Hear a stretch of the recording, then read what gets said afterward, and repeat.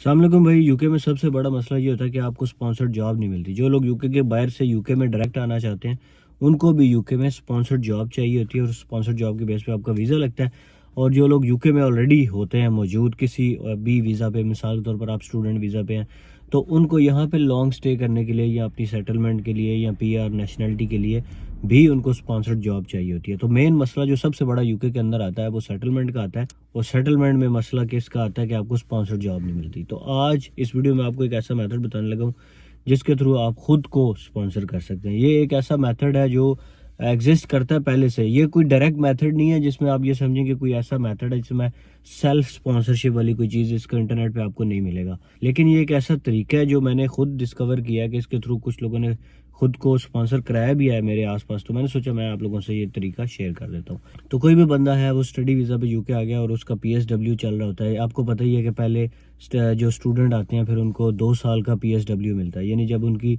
Study complete होती है तो फिर उनको 2 साल का एक वर्क परमिट दिया जाता है। उस 2 साल के अंदर उन्होंने स्पॉन्सर्ड जॉब सर्च करनी होती है। अब यूके में चल ये रहा है कि स्पॉन्सर्ड जॉब जो है वो हर किसी को नहीं मिलती जिसकी डिग्री बहुत ही ज़बरदस्त है, काम की है और उसको काम भी आता है, उसका एक्सपीरियंस भी है।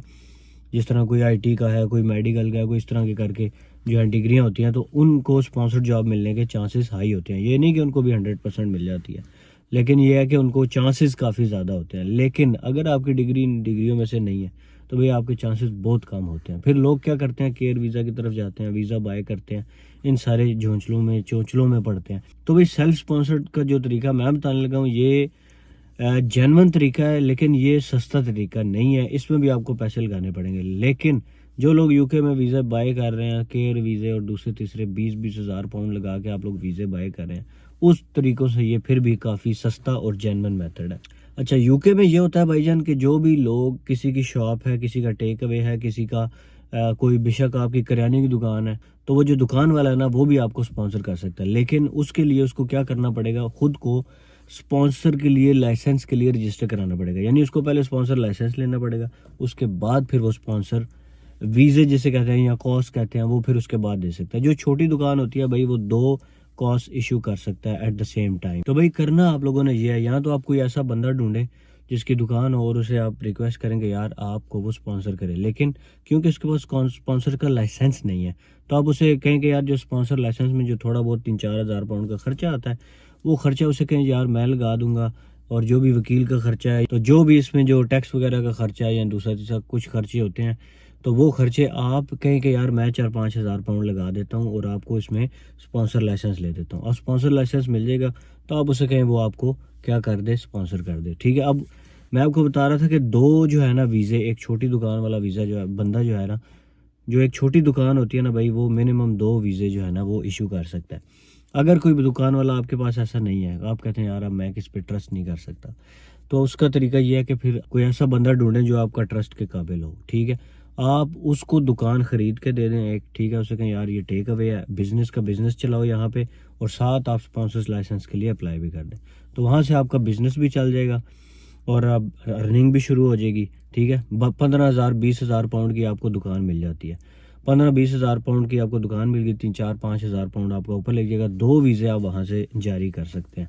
लेकिन याद रहे कि वो वीज़े जो है वो लोकल लोगों को, जो नई दुकान होती है, जो मतलब आपने अभी सेटअप किया, पुरानी है, 3-4 साल पुरानी है, वो इंटरनेशनल वीज़ा जारी नहीं कर सकता। ये इसमें कैटेगरीज होती हैं।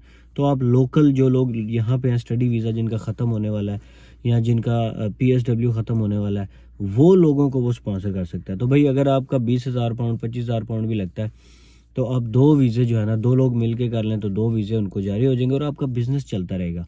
ये जो आप अगर समझ रहे हैं कि जी केयर वीज़ा में भी तो हम 20-25 हज़ार पाउंड लगाते हैं, लेकिन वो एक बंदे का लगता है। इसमें एक तो ये है कि 20-25 हज़ार बंदों में आप 2 बंदों को स्पॉन्सर भी कर सकेंगे और इसमें प्लस पॉइंट ये है कि आपका बिज़नेस चल जाएगा। वो जो आपका बिज़नेस है ना, जो आपने दुकान है आपके पास है, अब आप उसको चलाएं। ठीक है। वहाँ पे आप लीगल तरीके से काम भी कर रहे हैं। अब ये भी नहीं है कि आपने वीज़ा ख़रीद लिया और आपको पता ही नहीं है कंपनी कौन सी है, आप उधर काम ही नहीं कर रहे। ठीक है। इस तरह भी बड़े यहाँ पे लोकल यूके के अंदर फ्रॉड चल रहे हैं। तो इस तरह ये होगा कि आप 3 साल के लिए लीगल रहेंगे। एक और चीज़ मैं आपको बता दूंगा, जो स्टार्ट में आप नया स्पॉन्सर रजिस्टर करवाते हैं वो 3 साल का वीज़ा इशू कर सकता है, 5 साल का नहीं कर सकता। तो जो 3 साल के लिए आप यहाँ पे यूके में लीगल रहेंगे, मजीद उसको आप एक्सटेंड भी कर सकते हैं। जब आपका वीज़ा 3 साल के बाद ख़त्म होने वाला होगा तो आप उसको एक्सटेंड कर लें, 2 साल 5 साल पूरे हो गए आप PR के लिए अप्लाई कर दें, तो भाई आपका बिज़नेस भी चल जाएगा। आप खुद को एक किस्म का आपने खुद को स्पॉन्सर भी करा लिया और दोनों काम आपके चल गए हैं और आप लीगल भी हैं। आप जो उस चक्कर में जो लोग पड़ रहे हैं ना कि यार पता नहीं केयर वीज़ा ख़रीद लेते हैं और फिर बाद में उनके साथ जो फ्रॉड हो जाते हैं, बाद में दुकान नहीं चल रही, बाद में पता चलता है कि जो जॉब नहीं है, जॉब अगर है तो बड़ी हार्ड है, ये वो। ये तो आप अपने बिज़नेस के ऊपर काम कर रहे हैं, ठीक है। शेफ़ का वीज़ा भी आप कर सकते हैं, मैनेजर का वीज़ा भी आप इशू कर सकते हैं। इसी तरह कोई किराने की दुकान है, कोई बुच्चर की शॉप है, इस तरह कोई भी आप शॉप खोल सकते हैं, उसको स्पॉन्सर के लिए रजिस्टर करवा लें। और बहुत सारे ऐसे वकील हैं जो आपको स्पॉन्सर के लिए रजिस्टर करा के देते हैं और वो आपसे फ़ीस बाद में लेते हैं, यानी वो कहते हैं नो विन नो फीस, यानी अगर स्पॉन्सर के लिए रजिस्टर नहीं होगा तो हम आपसे बिल्कुल भी कोई चार्जेस नहीं। लोग ऐसे कहते हैं, काफ़ी सारे वकील हैं, वो वकील आपको गूगल करने से मिलेंगे। मेरे पास कोई वकील नहीं और मैं किसी को रिकमेंड नहीं कर सकता, क्योंकि फिर इस तरह ज़्यादा वो हो जाता है, यार पता नहीं मार्केटिंग कर रहा है। तो भाई ये जो तरीका मेरे हाथ लगा, इससे मैंने काफ़ी लोगों को अपने आसपास देखा जो एक किस्म का इसको सेल्फ स्पॉन्सर ही वो कह रहे हैं कि यार हमने खुद को स्पॉन्सर करवा लिया। तो इस तरह से आप खुद को स्पॉन्सर करें। अगर आपके आसपास कोई जानने वाला बंदा है तो उसकी मिन्नत तरला कर लेंगे, यार चलो स्पॉन्सर रजिस्टर आप करा दें और फिर स्पॉन्सर हो जाएगा। अगर आप कहें कि कोई डायरेक्ट मेथड है खुद को स्पॉन्सर करने का UK में, तो ऐसा कोई मेथड नहीं है। Thank you everyone for watching. मिलते हैं अगली वीडियो में। खुदा हाफिज़।